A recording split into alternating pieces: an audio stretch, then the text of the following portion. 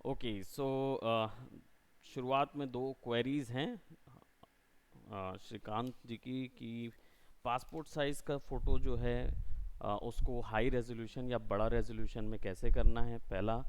और पहला यही चीज़ उनका मेन क्वेरी है, और मैं आपको उससे रिलेटेड दो तीन चीज़ें और बताता हूँ जो कि आपको शायद इस लाइन पे, अगर आप फ़ोटो स्टूडियो लाइन पे जा रहे हैं और या फिर आप उस पासपोर्ट साइज़ फ़ोटोज़ का जैसे आधार कार्ड वगैरह या बाकी कोई सरकारी काम के लिए अगर अपने आप को आगे पुश करते हैं तो ये टेक्निक्स वहाँ काम आ सकती हैं।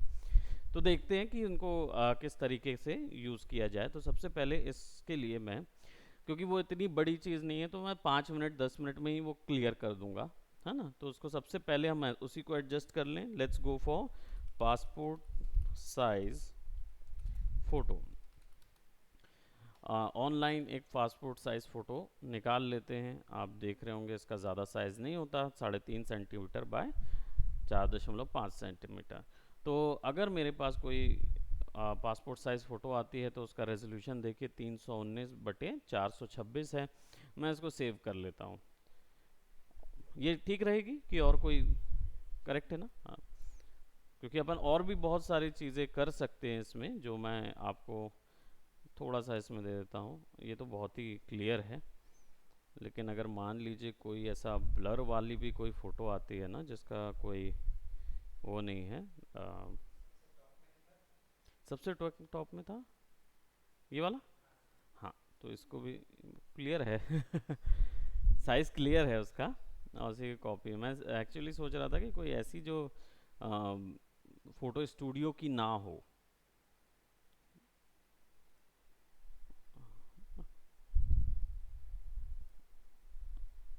ये इसको देखेंगे, ये ब्लर है हल्की सी, है ना। इसको भी सेव करता हूँ। तो सबसे पहला जो हमारा पॉइंट है वो है PS01 साइज़ की फ़ोटो। तो सबसे पहला पॉइंट हमारा ये है कि पासपोर्ट साइज़ की जो इमेज है उस इमेज को हम किस तरीके से बड़ा करें, पहला क्वेरी। तो अभी इमेज का जो साइज़ है वो देखिए 4.43 इंच बटे 5.91 इंच की फ़ोटो है, यानी 4x5 इंच की फ़ोटो है हमारे पास। काफ़ी इतनी हाथ पे आ जाने वाला पासपोर्ट साइज़ है। अब इसको बड़ा करना है तो आपको इमेज साइज में जाना होगा, यानी इमेज में जाके इमेज साइज में जाएंगे। ऑल्ट कंट्रोल आई इसका शॉर्टकट है, आई फॉर इंदौर। और जब आप इस पे जाएंगे तो आपको यहाँ पे एक पासपोर्ट साइज फ़ोटो मिलेगी और यहाँ पे कुछ सेटिंग्स मिलेगी। वही तीन सेटिंग जो मैंने आपको बताया था, हाइट विड्थ और रेजोल्यूशन, जो डायमेंशन सेटिंग्स होती है वो मिलेगा, और यहाँ पे एक रीसैंपल मिलेगा। यही तीन चीज़ें आपको ध्यान में रखनी है। ये तीन और ये चौथा, मतलब दैट मीन्स चार, 4 से 5 ही वैल्यूज़ हैं जिनको ध्यान में रखना होता है। ये आपको डायरेक्ट इंचेस में बता देगा कि कितने इंच की ओरिजिनल फ़ोटो है और आपको कितने इंच की बनानी है। सो आप कितना इंच बनाना चाहेंगे? आपको कोई ऐसा आइडिया है कि आप इसको कितना इंच बनाना चाहेंगे? ठीक है, अगर 12x18 का आपको बनाना है तो आप सिंपली यहाँ पे इंचेस में रखना है, राइट। तो 12 रख देते हैं।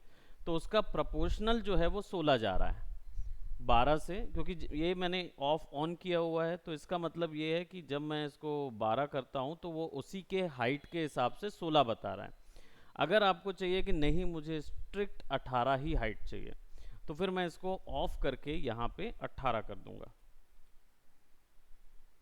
ठीक है, तो थोड़ी सी स्ट्रेच होगी इमेज, क्योंकि इसका जो ओरिजिनल साइज है वो 16.25 बता रहा था, बट आप बोले हैं करके मैंने 18 कर दिया। फिर भी आप जब इसको ऐसा करेंगे तो देखिए वो वापस से उसमें आ सकता है। आप ऑन करेंगे, इसको 12 करेंगे तो 16 का आ रहा है। ठीक है, तो अभी फिलहाल मैं 12x18 कर देता हूँ। ठीक है, रेजोल्यूशन 72 है, ये सबसे लोएस्ट रेजोल्यूशन होती है। आप इसको बढ़ा भी सकते हैं, इसको मैं 300 करता हूँ। अब देखिए तो रेजोल्यूशन बढ़ जाएगा। इससे इमेज क्लैरिटी में कोई अंतर नहीं आएगा। ये भी बता दूं, इमेज क्लैरिटी में अंतर क्यों नहीं आएगा, जबकि जनरली हम लोग रेजोल्यूशन बढ़ाते हैं तो इमेज क्वालिटी आने लगती है। वो इसलिए क्योंकि ये कैमरे से खींची हुई इमेज है। कैमरे से खींची हुई इमेज में क्या होता है, इंफॉर्मेशन सारी एक बार लोड हो चुकी है। अब अगर आप उसके पिक्सल्स बढ़ाएंगे तो उसके बीच में गैप आएगा। गैप आएगा तो उसकी रेजोल्यूशन बढ़ने के बजाय उसकी रेजोल्यूशन कम होगी। तो अगर आप 300 रेजोल्यूशन देते हैं तो आप उसमें एडिटिंग ज़रूर 100% क्वालिटी में कर सकते हैं एडिटिंग, लेकिन आप सोचेंगे कि आपकी इमेज ऑटोमेटिकली क्लियर हो जाए तो वो पॉसिबल नहीं है। ठीक है, तो ये चीज़ ध्यान रखें। अगर ये 72 क्वालिटी की थी तो आप 72 क्वालिटी का रखेंगे तो आपको भी वैसा ही आउटपुट नज़र आएगा। सो 12/18 का 72 रखा है मैंने। इसको एडिट मैं अभी नहीं कर रहा हूँ, मैं दूसरी वाली को एडिट करूँगा। तो इसको 72 रखेंगे। रीसैम्पल यहाँ पे जो ऑप्शन है ये वो ऑप्शन है जिसके तहत आप ये प्रोसेस कर रहे हैं। आइए, गुड मॉर्निंग, गुड मॉर्निंग। आज हमारा एक क्वेरी था, उस क्वेरी से ही शुरू किया है हमने, फिर उसके बाद हम अपने मैनिपुलेशन में जाएंगे। क्वेश्चन ये था कि फ़ोटो जो है वो काफ़ी छोटी है, पासपोर्ट साइज़ है, और उसको जस्ट 4 गुना हम लोग बड़ा कर रहे हैं। 4 इंच की फ़ोटो है, हमने 3 गुना बेसिकली बोलना चाहिए, 12 इंच में हम उसको अपडेट कर रहे हैं।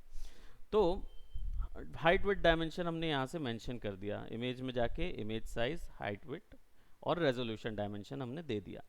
अब हम यहाँ रही सैंपल में आए, ये तरीका है, ये प्रोसेस है, क्योंकि ये कंप्यूटर सॉफ्टवेयर कैलकुलेशन करके इमेज को बड़ा कर रहा है। हम तो नहीं बता रहे उसको, कंट्रोल टी करके बड़ा नहीं कर रहे। उसमें करेंगे कंट्रोल टी करके इमेज बड़ा करेंगे तो क्या प्रॉब्लम आएगा, इमेज की रेजोल्यूशन बार बार कम या ज़्यादा होने के कारण इमेज की क्वालिटी बिल्कुल गिर जाएगी। लेकिन अगर आप इसको प्रोसीजरल तरीके से बढ़ाते हैं तो इसका साइज बढ़ेगा और एक्यूरेटली बढ़ेगा, क्वालिटी इन्हेंस की जा सकती है। ठीक है, तो यहाँ पे हमारे पास रीसैम्पल है और ये डिटेल्स में आपके पास बहुत सारी डिटेल्स हैं। इनको समझने की ज़रूरत ये है, इमेज के बड़े होने के बाद इमेज में से क्या एक्सपेक्ट किया जा रहा है, ये मेन क्वेश्चन है। अगर आप इमेज को बड़ा करेंगे तो एक यूनिवर्सल सिद्धांत होता है, पिक्सल को बड़ा करेंगे, पिक्सल के गैप होंगे तो ब्लर बढ़ जाएगा, सॉफ्ट हो जाएगी इमेज। ठीक है, तो अगर आपको वो नहीं चाहिए तो आप यहाँ प्रिजर्व डिटेल्स करेंगे एनलार्जमेंट के लिए। तो ये क्या करेगा, इमेज को बड़ा रखेगा लेकिन शार्प रखेगा। ठीक है, और अगर बाई क्यूबिक स्मूदर करेंगे एनलार्जमेंट वाला तो जब इमेज बड़ी होगी तो सॉफ्ट होगी, यानी कि बीच में गैप ब्लर होगा। तो इमेज क्वालिटी ज़रूर थोड़ी सी कॉम्प्रोमाइज़ होगी, लेकिन वो विजिबिलिटी के लिए कई बार अगर सॉफ्ट इमेज चाहिए है तो लीजिए। अब सॉफ्ट और क्रिस्प का एक लॉजिक है, आपको मैं बताऊं। शार्प का मतलब कभी भी ये नहीं होता कि हर बार इमेज अगर शार्प में आ रही है तो वो अच्छी इमेज है। ये दो टाइप के देखने के नज़रिए या देखने का चार्म होता है कि कई बार लोगों को सॉफ्ट डिटेल्स देखना पसंद होता है और कई बार लोगों को शार्प। तो अगर आप शार्प डिटेल्स चाहते हैं तो प्रिजर्व डिटेल्स एनलार्जमेंट में जाइए, ऊपर वाले में। सॉफ्ट डिटेल्स चाहिए तो इसमें जाइए। ये इन दोनों के बीच की वैल्यू है, तो अगर आपको दोनों थोड़ा थोड़ा मेंटेन कराना है तो इसमें जाइए। ठीक है, ऐसे ही बाइक्यूबिक शार्पर रिडक्शन। अब मैं ये बोलूं कि कई बार आप सोचेंगे कि शार्प बुरा क्यों होता है। शार्प इसलिए बुरा होता है कि अगर उस जगह पे उतनी इंफॉर्मेशन नहीं हुई तो पिक्सल मर जाता है।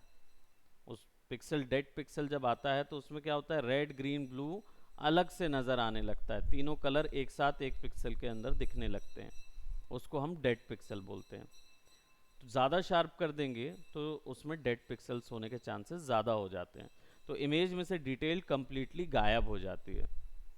तो वहाँ पे ना ब्लर होगा ना कुछ। ब्लर करना मतलब इमेज की रेजोल्यूशन जब बढ़ रही है और इमेज ज़रूरत से ज़्यादा खींच रही है तो उसको बचाने के लिए ये एक कंप्यूटर का या सॉफ्टवेयर का एक प्रोसेस है, जिससे वो क्या करता है, इमेज रेजोल्यूशन को बचाने की कोशिश करता है। इसलिए वो क्या करता है, पिक्सल के 2 पिक्सल आगे और 2 पिक्सल पीछे, डिपेंड ऑन कितना खींचा गया है, उतने पिक्सल्स आगे वो उसी कलर को दिखाने लगता है। इसलिए आप ब्लर देखते हैं ओपेसिटी के साथ। तो इमेज सॉफ्टवेयर में डेड पिक्सल्स आने के चांसेस बहुत कम हो जाते हैं, इसलिए ये दोनों मतलब रहता है। तो अब यहाँ पे आप आ जाइए, ये लेटेस्ट है, लेटेस्ट नहीं है, ये पुराने वाले हैं।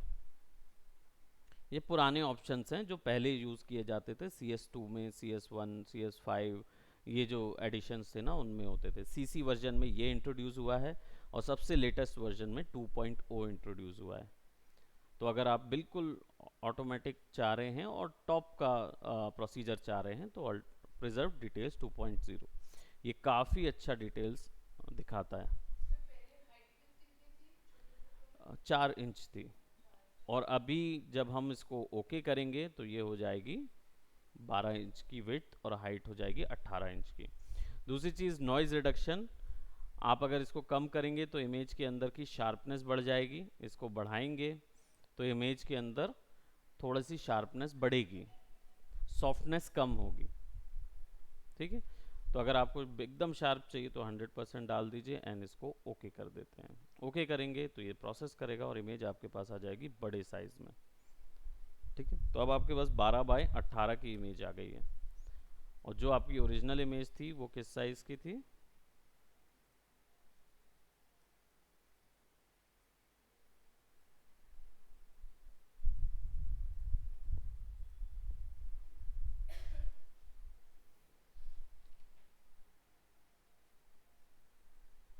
इस इमेज को मैं सेव एज कर रहा हूँ क्योंकि वही इमेज हम यूज़ कर रहे हैं, इसलिए टेम्प्रेरी फाइल दूसरा कॉपी नहीं ले रहा है। तो हम क्या करेंगे, सिंपल इसको डाउनलोड्स में जाएंगे। हमारे पास वो इमेज दिख रही है क्या? आई डोंट नो कि वो सेव कहाँ हुआ। राइट, इसका एक कॉपी बना लीजिए और उस कॉपी को यहाँ पेस्ट कर दीजिए। तो ये था इसका ओरिजिनल साइज। तो अगर आप इसको ऐसे ही जूम करते तो इमेज धीरे धीरे अपनी शार्पनेस तो बरकरार रखने के चक्कर में क्या करेगी, क्वालिटी डिटेल्स लूज करने लगेगी। यहाँ पे देखेंगे तो ब्लर पिक्सल्स आने लगे, है ना। वहीं जब आप प्रोसीजर से करेंगे तो आपके पास देखिए सॉफ्टनेस डिटेल्स आएंगी। अब बड़ा इमेज आने के बाद आप इसको थोड़ा सा शार्प भी कर सकते हैं। तो शार्प करने के लिए आपके पास फिल्टर इफेक्ट है, राइट। यहाँ पे जाएंगे नॉइस के अंदर, नॉइस नहीं, ये देखिए शार्पन के अंदर, राइट। अब आपको यहाँ इफेक्ट मिल जाएगा। फिल्टर इफेक्ट के अंदर आपको सब वैल्यूज पता है। ब्लर का मतलब क्या होता है, सॉफ्ट होता है ना। और शार्प का मतलब होता है शार्पनेस, यानी कि वो सॉफ्ट को रिमूव करेगा, हार्ड पिक्सल्स बनाएगा। तो आप इसके शार्पन पे क्लिक करेंगे तो वहाँ पे शार्प आ जाएगा। अब ये ऑटोमेटिकली कुछ एक वैल्यू अप्लाई किया तो आपको कुछ समझ नहीं आया, तो इसको ऐसा किया जाए कि इसको हम बाहर निकाल लें, राइट क्लिक करके कन्वर्ट टू स्मार्ट ऑब्जेक्ट करते हैं। इसके करने से क्या होगा कि शार्पनेस का इफेक्ट जो है वो आपको अलग से मिल जाएगा, जिससे आप सेटिंग बार बार कर सकते हैं। तो इसको कन्वर्ट टू स्मार्ट ऑब्जेक्ट करेंगे और फिर फिल्टर पे जाएंगे और यहाँ पे शार्पन पे जाके आप शार्पन एजेस कोई भी चीज़ अप्लाई करेंगे। देखिए यहाँ पे अलग से एक ऑप्शन मिल गया। तो अगर मैं इस शार्पन पे डबल क्लिक कर रहा हूँ तो मेरे को ये वैल्यू देगा, यहाँ पे देखिए, ठीक है। और किस हिसाब से शार्पन करना है, मल्टीप्लाई करके करना है। अब ये जो ऑप्शन से ये शार्प करता है ये वो ऑप्शन आपको देगा। तो इसको यूज़ करने का तरीका क्या होगा, इसको यूज़ करने का तरीका होगा, अगर मैं यहाँ पे डिफरेंस लेता हूँ, एक्सक्लूजन, सब्ट्रैक्ट, डिवाइड, हल्की वैल्यूज़ कुछ नज़र आ रही हैं, इसको ओके करते हैं। फर्स्ट ऑफ ऑल मुझे चाहिए होगा एक कंट्रोल जी, ताकि इसमें जो भी चेंजेस मैं करूँगा जिससे मैं इसको डिवाइड पे रख देता हूँ, ओके। और इस इमेज को मैं स्क्रीन नहीं मल्टीप्लाई पे डाल देता हूँ।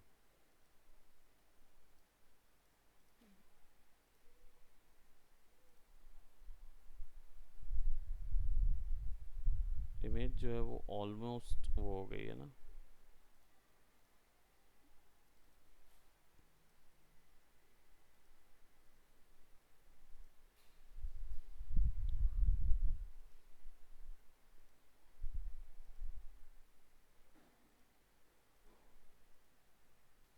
डेप्थ आ जाएगी,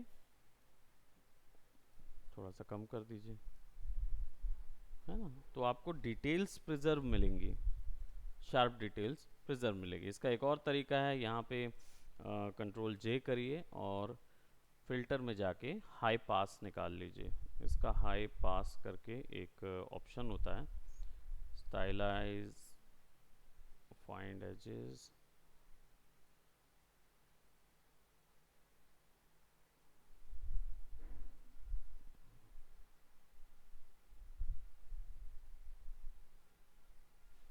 अदर्स में मिलेगा ये हाई पास। हाई पास क्या करता है,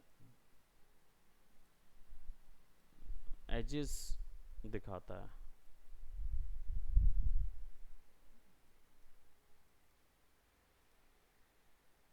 ना, फिर उसको आप ब्लेंड कर सकते हो।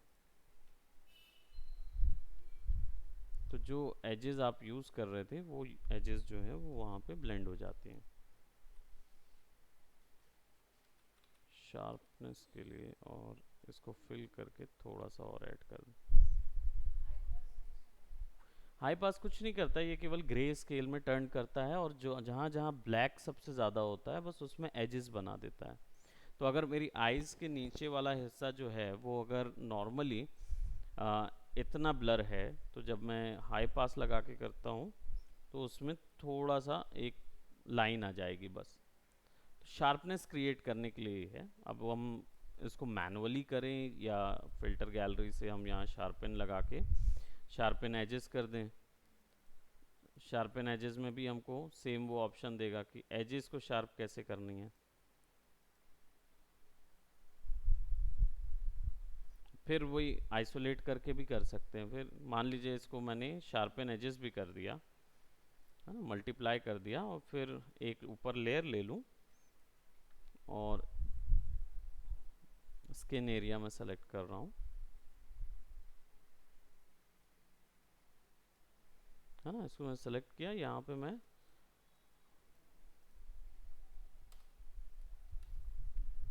इसको डाल दूँ स्क्रीन पे।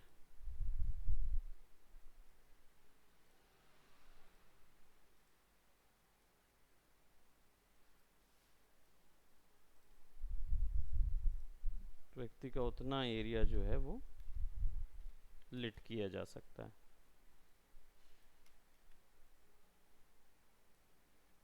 जो हम देखते हैं ना वो पासपोर्ट साइज में कलर एक्स्ट्रा बढ़ाया जाता है, वो सेम टेक्निक से बढ़ाते हैं हम लोग।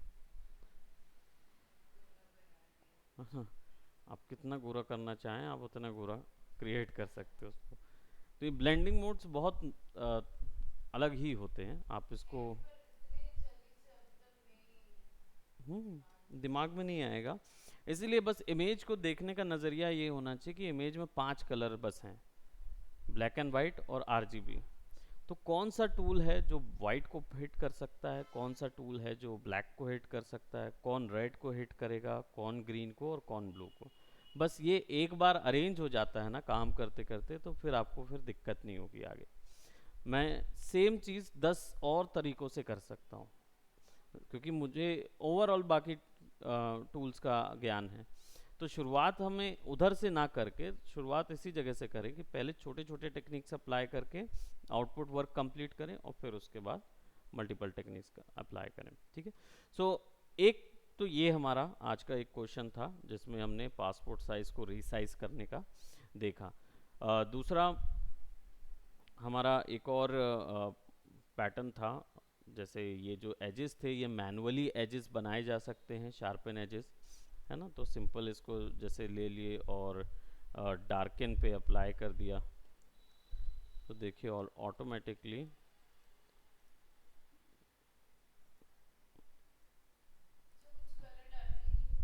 कोई कलर डालने की ज़रूरत नहीं हो जाती है, वो उतने में ही थोड़ा सा शार्प हो जाता है। आप इसको ये कर लीजिए, इमेज में जाइए और इमेज साइज। हाँ, इस चीज़ में एक और था, मैं बोल रहा था क्लोनिंग कैसे करनी है एक इमेज की मल्टीपल टाइम्स अगर क्लोनिंग करनी हो तो कैसे करना होगा। आपको सिंपली ये इमेज इमेज पासपोर्ट साइज की इमेज देखते हो ना आप, इस टाइप की क्लोनिंग्स एक ही टाइप, एग्जैक्टली एक ही जगह पे एक ही टाइप से कैसे आ जाती हैं, क्योंकि ये तो या तो प्लेसमेंट करनी होगी कॉपी कर करके, तो ये प्रोसीजरल कैसे होगा कि एक बार में पूरे के पूरे बराबर से एक ही लाइन पे आ जाएं? तो इस चीज़ के लिए आपको क्या करना रहेगा कि आपको सेलेक्ट करना होगा इमेज, और एडिट में जाइए, इधर पे डिफाइन रहता है तो डिफाइन पैटर्न पे चले जाइए। डिफाइन ब्रश पे ब्रश खुद का बनाएंगे। तो अभी आप लोग को मैं डिजिटल पेंटिंग में नहीं लेके गया हूँ, हमने क्या बनाया, अभी कुछ नहीं बनाया ना डिजिटल में, अभी इमेज वाले में हैं। तो अभी हम खुद का ब्रश बनाना नहीं सीखेंगे, लेकिन अभी डिफाइन पैटर्न पे हम खुद का पैटर्न बनाना सीखेंगे। जब पैटर्न बनाते हैं तो यहाँ पे देखिए वो इमेज को वो एक पैटर्न नाम दे देता है। आप ओके कीजिए। अब इसको कोई न्यू उस पे चले जाते हैं, लेट्स जस्ट से फोटो के पोस्ट कार्ड में ज़्यादातर ये लोग निकालते हैं ना, लैंडस्केप पोस्ट कार्ड में, तो ऐसी ही कुछ इमेज आती है।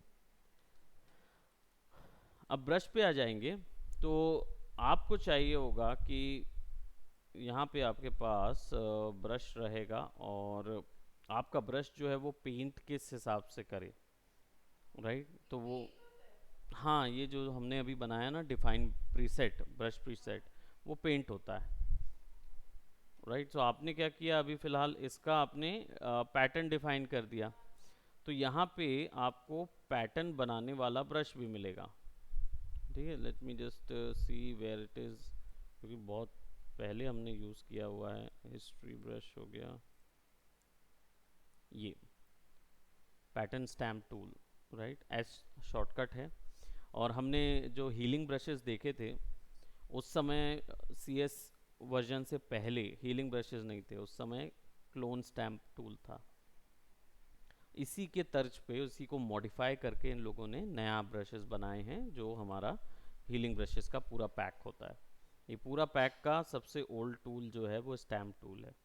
अभी भी इसको यहाँ रखा गया है, क्योंकि यही था जिसके कारण से फोटोशॉप को बहुत ज़्यादा बड़े पैमानों पे, मतलब रेवोल्यूशनरी सॉफ्टवेयर का खिताब मिला था, क्योंकि इमेज को इतना ज़्यादा बड़े पैटर्न में चेंज करना मुश्किल था। तो पैटर्न ब्रश क्या करता है, पैटर्न बनाता है, यानी कि जिगजैग पैटर्न जैसे हमने ऊपर में सेलेक्टेड है। यहाँ पे हमें बस जाके अपनी इमेज सेलेक्ट करनी होगी, क्योंकि हमने डिफाइन पैटर्न किया हुआ है। अब इसके बाद सिंपली आपको बस पेंट कर देना है, बस।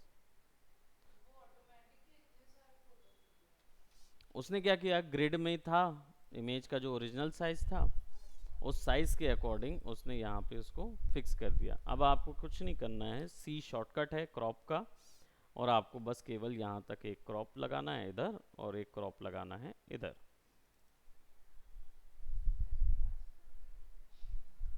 ऐसे पासपोर्ट साइज फोटो बनती है, जो कि लोग बनाते हैं हमारे शूट्स वगैरह में, फोटो स्टूडियोज वगैरह में ये वाला रहता है। वो ग्लॉसी पेपर होता है, फोटो फोटो वाला जो पेपर निकलता है वो ग्लॉसी, उसमें भी तीन चार टाइप के ग्लॉसी पेपर्स आते हैं। तो आप उसमें चॉइसेस कर सकते हैं, जितना ज़्यादा शाइनियर, जितना ज़्यादा हार्ड, उतना ज़्यादा पैसा, है ना, ऐसा रहता है। तो कई पतले आते हैं, पतली क्वालिटी रहती है, तो इसलिए उनमें अंगूठा नहीं लगना चाहिए। कई ऐसे आते हैं जो अंगूठा भी लग जाए तो ख़राब नहीं होगा, ऐसा वाला था। ठीक है, तो ये एक बहुत ही सिंपल ट्रिक थी जो कि डिफाइन ब्रश पैटर्न वाली थी, और एक सिंपली हमने ये क्रिएट किया। और रही बात इमेज साइज़ की, वो भी आई थिंक क्लियर हो गया। अब आ जाते हैं हमारे ओरिजिनल सेल्फ में। और अभी आप लोग ने देखा होगा मैंने एक WIP डाला है, ये वाला, ये अभी आधा बना है। अभी बहुत डिटेल्स हम लोग को डालनी है। हाँ, ये पूरा, और रियल इमेजेस, और ये रियल भी लगेगा, क्योंकि अभी तो हमने इसकी केवल लाइट्स एंड शेडोज फाइंड की है, लाइट्स और शेडोज बस डाली है, तो उतना ही हो रहा है, लेकिन अभी टेक्सचरिंग हुआ नहीं। हाँ, ये यूज़ कर सकते हैं प्रोडक्शन हाउस में, इतने लेवल पे आप कॉन्सेप्ट थ्रो कर सकते हैं। तो कॉन्सेप्ट आर्टिस्ट बस इतने ही बनाते हैं, उनको आइडिया मिल जाता है। अभी और बनाएंगे तो और अच्छा लगेगा।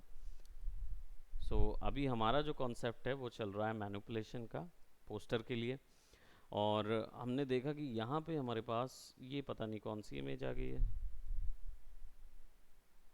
ये वाली इमेज थी, राइट, जो कि नीचे चली गई थी।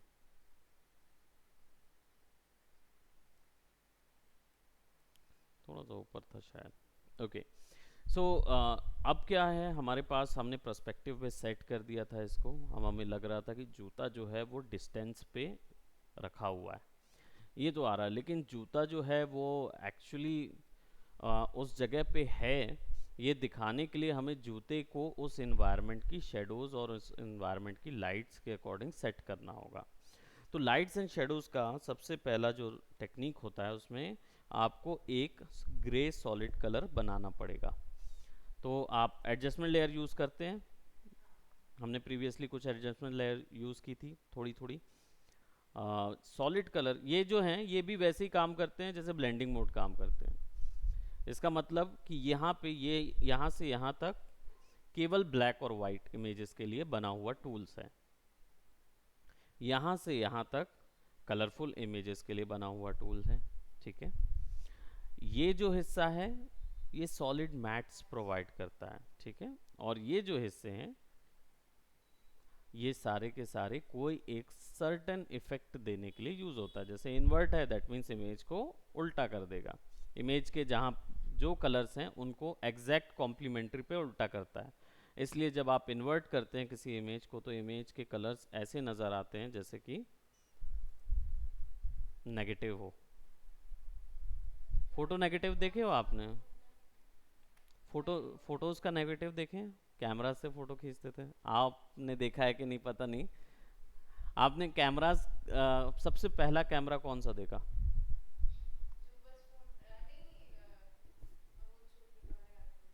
जिस हाँ, फिल्म कैमरास थे ना जिसमें फिल्म लगती थी, तो उसमें इमेज देखे हो, फिल्म की इमेज कैसी दिखती है? नहीं, रील्स, जो रील रहती है उसके अंदर रील होती थी ना, छोटी सी गोल सी लगाते थे। तो कभी आप देखे हो उसको ऐसे खाली ओपन करके? हाँ, जो लाइट में वो एक्चुअली क्या है, लाइट में जब भी आप देखे हो ना तो वो ख़राब हो चुकी होती है, क्योंकि वो लाइट एक्सपोजर नहीं झेल सकती वो इमेज, इसीलिए। हाँ, तो उसको डार्क प्लेसेस में ही देखा जा सकता है, इसलिए वो फोटो स्टूडियो का रूम आप देखोगे तो पूरा डार्क रेड कलर की लाइट्स में नज़र आता है। वो रीज़न होता है क्योंकि वो जो फिल्म होती है, जो फोटो फिल्म होती है, वो लाइट को कैप एब्जॉर्ब करने के लिए बनी होती है। तो अगर जैसे ही आप इस लाइट में ओपन करते हो ना, वो पूरी लाइट उसमें एब्जॉर्ब कर लेती है सीन की, और पूरी वॉश ऑफ हो जाती है, इसलिए डिटेल्स नहीं दिखते हैं। सो वो नेगेटिव बोलते थे उसको हम लोग, है ना, उसको नेगेटिव बोला जाता है, वो फोटो नेगेटिव होता है। तो फोटो नेगेटिव बना, यहाँ पे इन्वर्ट करने का मतलब ही यही है कि ये नीचे वाला सब कुछ फोटो नेगेटिव कर देगा। तो जहाँ पे रेड नहीं है वहाँ रेड आ जाएगा। जैसे ये इमेज है, इस इमेज में ग्रीन भी है ब्लू भी है ना, सायन कलर तभी आ रहा है क्योंकि ग्रीन और ब्लू मिक्स है। कौन सी चीज़ नहीं है? तो रेड कलर नहीं है, क्योंकि अगर रेड होता तो कंप्लीट वाइट होता, राइट। तो रेड नहीं है तो उस जगह पे रेड आ जाएगा, और ब्लू और ग्रीन ज़ीरो हो जाएगा। सेम तर्ज पे ये सारी वैल्यूज़ काम करेंगी। कौन सा? ये वाला, क्योंकि ये वाइट था, सारी वैल्यूज़ बराबर थी, तो उसने सारी वैल्यूज़ माइनस कर दी। समझ रहे? ये रियल में भी होता है जब फिल्म कैमरास के साथ काम करते थे। अब जो आपके पास कैमरा टेक्नोलॉजी है वो अलग है, पहले फिल्म्स यूज़ किया करते थे, अब क्या यूज़ करते हैं? तो इसमें कैसे होता है? सोचो, आपकी टेक्नोलॉजी पहले ये थी कि एक केमिकल मटेरियल बनाया जाता था जो कि जैसे ही पहली बार उस पर लाइट पड़ती थी वो उसको एब्जॉर्ब करके वहाँ पे ड्रॉ कर देता था। यही होता था बेसिकली। और वो कैसे करते थे? बटन दबाते थे, शटर खुलता था, बंद होता था, और जो भी लाइट अंदर गई है वो कांच के रिफ्लेक्शन से पड़ के इसके ऊपर पड़ती थी, तब जाके इमेज बनती थी। तभी आपने reflex cameras, single reflex camera, DSLR SLR सुने हो ना, ये सिंगल रिफ्लेक्स कैमरा होता है जिसमें एक मिरर होता है। एसएलआर, डीएसएलआर मतलब डबल रिफ्लेक्स कैमरा, यानी दो बार इमेजेस दो जगह से देखी जा सकती हैं।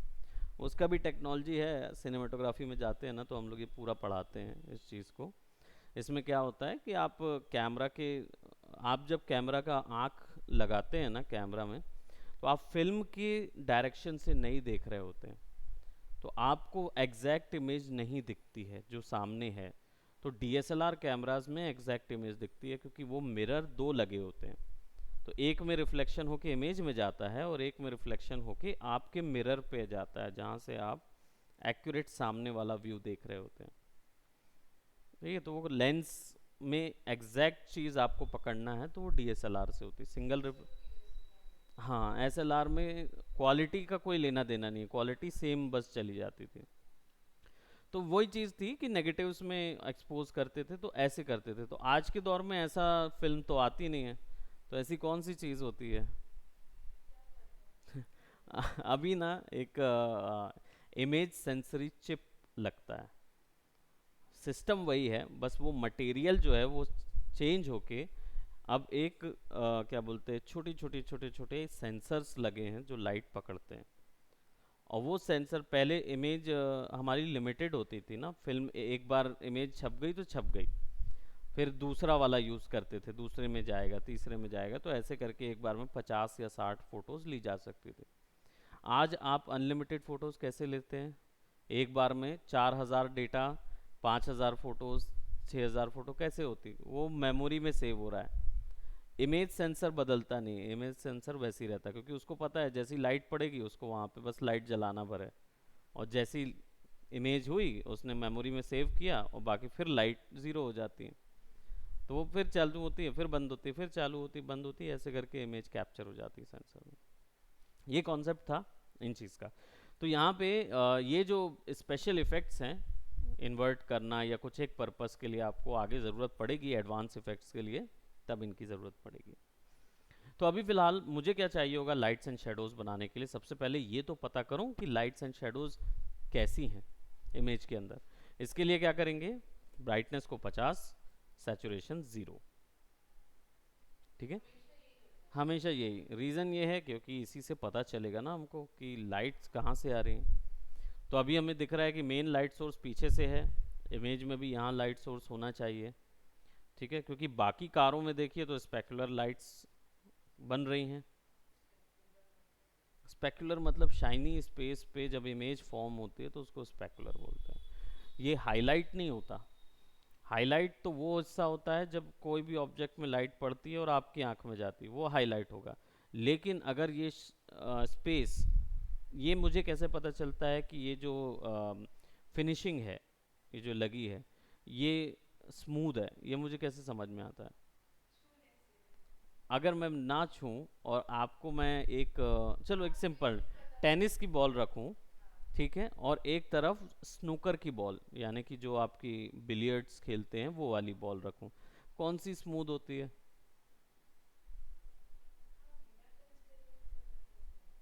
तो आप देखोगे ना कि फर दिखेंगे, रफ लगे, देखने पे समझ में आएगा कि, तो वो समझ में आ जाता है कि ये भाई टेनिस की बॉल है। और जो स्नूकर की बॉल होती है वो बिल्कुल एग्जैक्टली मटेरियल ही कहलाता है। मटेरियल दो चीज़ से मिलके बनता है, शेडर और टेक्सचर। शेडर जो होता है वो स्पेकुलर कंट्रोल करता है, यानी लाइट पड़ने के बाद कितनी रिफ्लेक्ट होगी ये शेडर कंट्रोल करता है।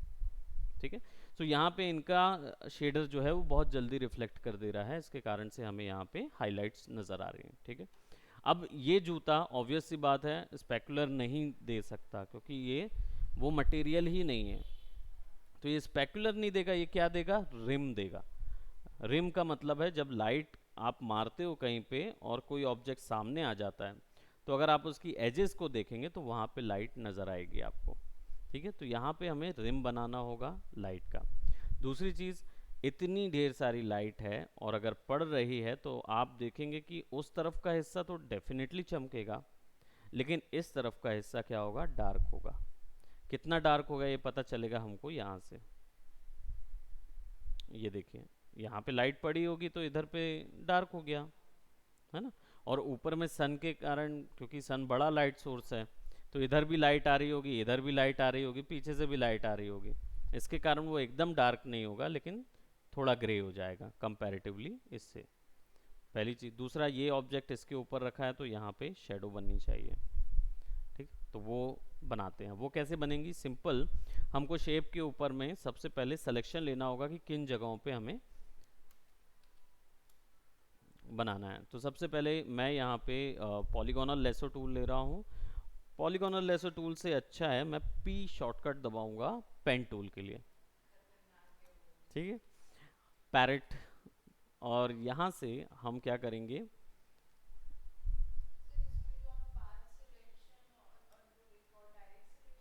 हाँ नहीं समझ आया था, ओके कोई इशू नहीं है। वेक्टर शेप की तीन प्रॉपर्टी होती है, कौन कौन सी बताइए, ये तो मैंने बताया होगा जब ये पेन टूल में बता रहा था। अच्छा, आ, पहली चीज वेक्टर शेप क्या होता है, वो रेस्टर होता है जिसमें पिक्सेल्स होते हैं। वेक्टर होता है जिसके कर्व्स होते हैं और उन कर्व्स को एडिट किया जा सकता है और एक पेन टूल से वेक्टर शेप बनता है, ठीक है। अब यहाँ पे जैसे मैंने ये वैल्यू सेलेक्ट किया हुआ है, इनकी तीन प्रॉपर्टी है, फिल, आउटलाइन और पाथ। फिल का मतलब होता है इस शेप के बनाने के बाद मैं इसके अंदर कलर डाल सकता हूँ, वो फिल कंट्रोल करता है। पाथ जो होता है, आउटलाइन का मतलब है इस स्ट्रक्चर पे जो बना हुआ है, इस स्ट्रक्चर पे आउटलाइन कर सकता हूँ विदाउट फिल। ये फैसिलिटी मिलती है मुझे कि अगर फिल डाल दिया तो आउटलाइन हो ना हो कोई फ़र्क नहीं पड़ता। कई बार हो सकता है कि मुझे केवल आउटलाइन चाहिए हो, तो मैं क्या करूँगा, फिल नहीं डालूंगा और आउटलाइन डालूंगा, ये भी फैसिलिटी मिलती है, ये भी प्रॉपर्टी होती है उसकी। तीसरा प्रॉपर्टी होती है पाथ। पाथ हेल्प करता है इसको शेप देने में, ये जो एंकर पॉइंट लगे हैं और एजेस हैं ये पाथ हैं, ये सब मिलकर एक पाथ बना रहे हैं, ठीक है। ये तीन प्रॉपर्टीज जानना ज़रूरी होता है एक वेक्टर शेप की, तब आप उसके साथ खेल पाओगे। तो अगर आपको पाथ को मॉडिफाई करना है तो आपको वाइट वाला एरो यूज़ करना होता है अगर आपको इसे मॉडिफाई करना है। फॉर एग्जांपल यहाँ पे देखो, तो ये बाहर जा रहा है इमेज, तो मुझे क्या करना होगा, इमेज को शेडोज़ के हिसाब से, इधर पे शेडोज़ पूरी ब्लैक होंगी तो इसलिए ये मॉडिफाई हो जाएगा। अभी हमने बताया ही नहीं उसको कि आउटलाइन हो, अभी तो पाथ बनाया है, केवल पाथ बनाया हमने और कुछ नहीं, केवल स्ट्रक्चर बताया बनाया है, ठीक है। And will put somewhat like that.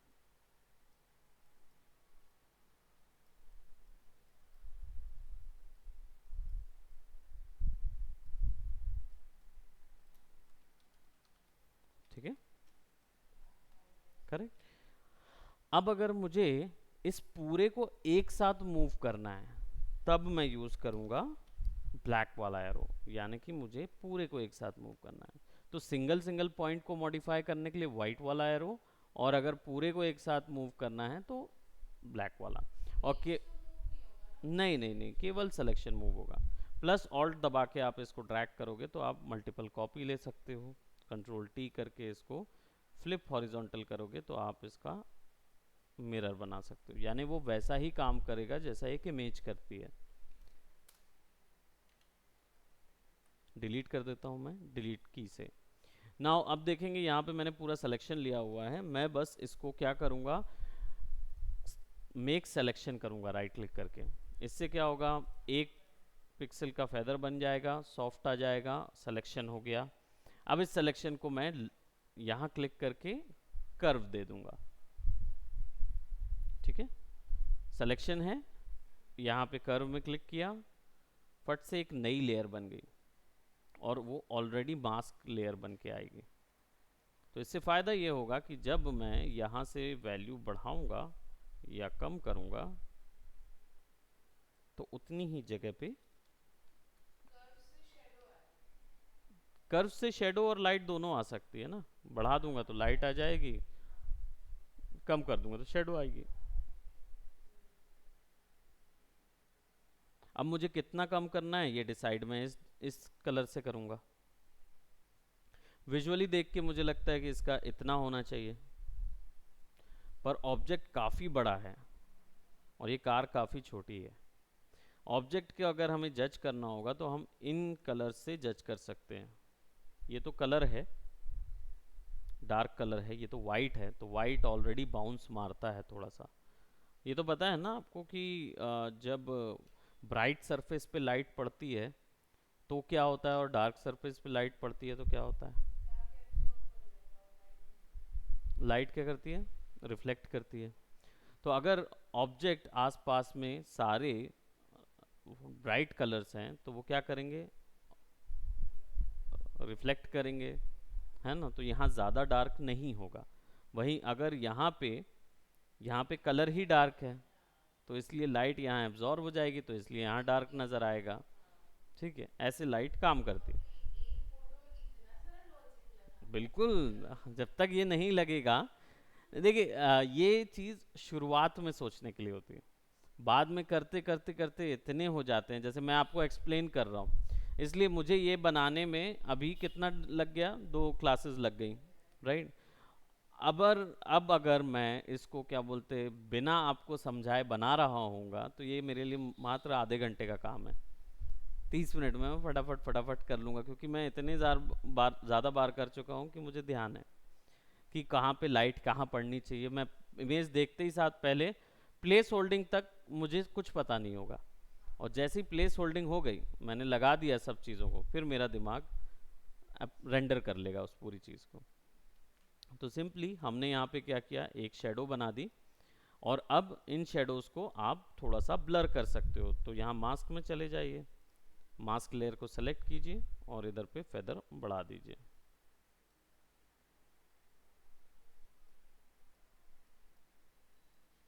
ठीक है, ताकि चारों तरफ गिरती रहे शेडोज़।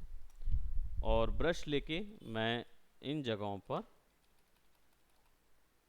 पेंट भी कर सकता हूँ, जहाँ मुझे लग रहा है कि जहाँ लाइट्स ज़्यादा आएंगी। दूसरी चीज़, इसे मैं जूते के ऊपर रख देता हूँ ताकि नीचे वाली लेयर जो मैंने ऊपर लगाई हुई है उस पे ना जाए।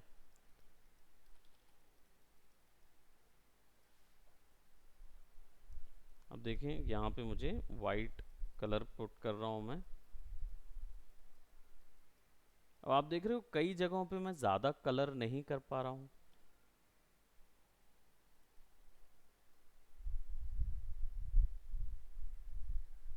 ठीक है, थोड़ा सा मैं इधर डार्क कर देता हूँ, और यहाँ देखिए तो क्या हो गया, डल हो गया।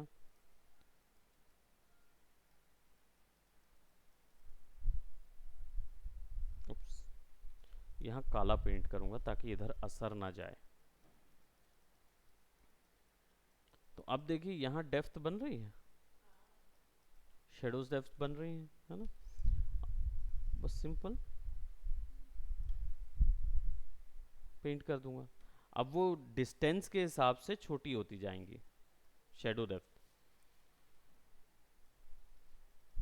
क्योंकि जितनी बड़ी शेडो बनाएंगे ना ऑब्जेक्ट उतना दूर हो जाता है, और जितनी छोटी या पतली शेडो बनेगी ऑब्जेक्ट उतना पास है उस ऑब्जेक्ट के।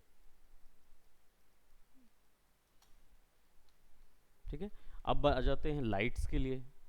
लाइट्स बना लेते हैं, तो सिंपली कंट्रोल जे करेंगे इसको, राइट? कंट्रोल जे करेंगे और यहाँ पे मास्क को कर देंगे उल्टा, क्योंकि अभी लाइट बना रहे, शेडो बना रहे थे, डार्क बना रहे थे, अब लाइट बनाएंगे। कंट्रोल आई कर देंगे तो क्या होगा? बिल्कुल, लेकिन उसी जगह पे तो लाइट बन रही थी, उसी जगह पे शेडो बन जाएगी। देखो, अगर मैं इसको बढ़ा दूंगा तो क्या होगा? फायदा क्या हुआ उस चीज का बनाने का, डार्क करने का, जब उसी जगह आ जाएगा, है ना? तो क्या करेंगे, इधर पे सबसे पहले मैं पूरे को ब्लैक कर देता हूँ, और सिलेक्शन ले लेते हैं हम उस जगह का, लेसो सिलेक्शन। हाँ, जहाँ पे लाइट्स आ रही है, तो will just go right over here.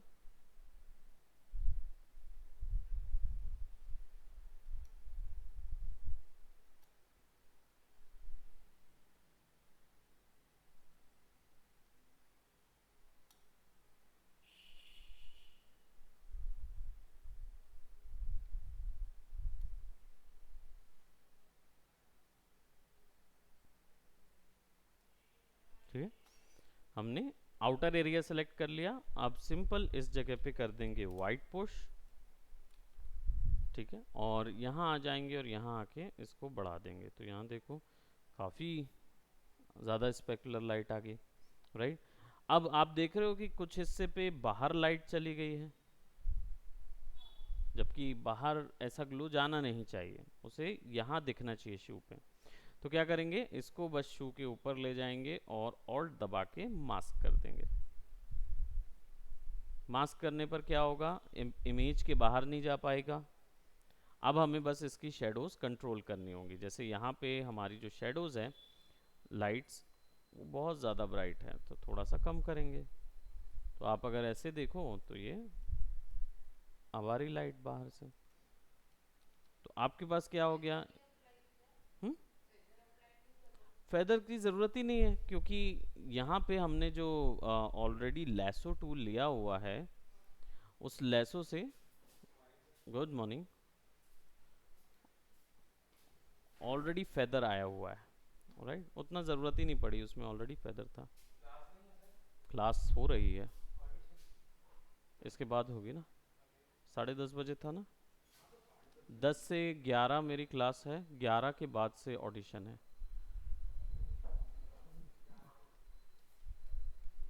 Good morning, good morning. ओहो, इतना सारा स्टॉक ले आए आप, आपको बांटना नहीं हो।